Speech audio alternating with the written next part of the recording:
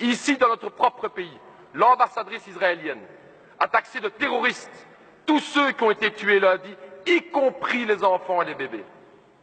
Alors j'ai entendu, Monsieur le ministre, que vous l'avez convoqué. Convoquer, c'est bien, mais je crois qu'il faut aller plus loin que ça. Nous estimons avec le PTB qu'il est temps d'expulser cette ambassadrice pour de tels propos.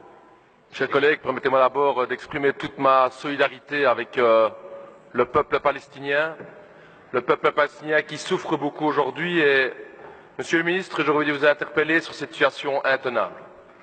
Situation intenable dans la bande de Gaza, où des manifestants pacifistes se sont fait tirer dessus par des snipers avec des balles exprès pour faire mal, pour déchirer les os, pour déchirer les muscles par l'État israélien.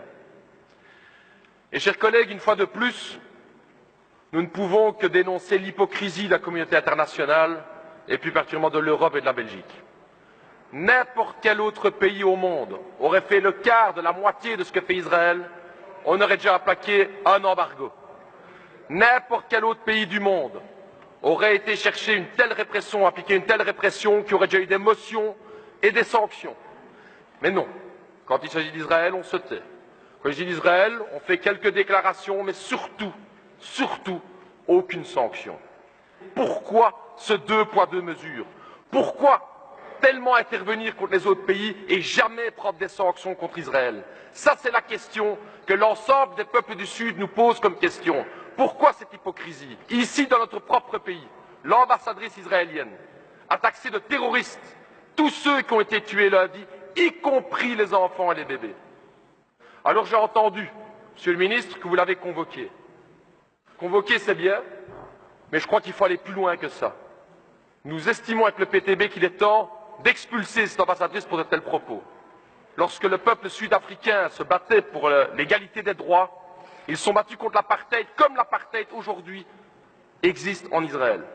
Seules des sanctions internationales et la lutte du peuple sud-africain ont permis de lever l'apartheid dans ce pays. Il n'y a pas d'égalité entre le colonisé et le colonisateur, comme il n'y avait pas d'égalité entre le peuple noir en Afrique du Sud et l'État sud-africain. C'est ça la question, c'est ça l'hypocrisie dans laquelle on est. Il n'y a pas deux côtés à voir. Il est temps de prendre parti. Et prendre parti, vous le savez tous ici, et c'est ça l'hypocrisie. Du côté des partis de droite, c'est que Israël n'entendra aucun autre message que la pression économique ou la pression militaire. Mais vous le savez très bien, maintenant qu'ils ont l'appui des États-Unis, ils s'en foutent complètement des petites déclarations. Vous le savez. Et c'est ça qui est hypocrite. Un petit fax qu'on envoie, une petite convocation. Il est temps de prendre des mesures aujourd'hui parce qu'il y a un peuple palestinien dans la bande de Gaza. 95% de l'eau n'est pas potable. Que ferions-nous? Que ferions-nous si nous étions là? 45% de chômage, et on regarde. Alors cette hypocrisie à l'Union européenne, Monsieur Reynders, il serait temps de la dénoncer, et si vous voulez vraiment faire avancer les choses, vous auriez pu prendre un acte bilatéral qui est celle d'expulser l'ambassadrice, comme l'autorité belge aurait pu le faire, et c'est regrettable que vous ne le faites pas, et c'est vraiment hypocrite.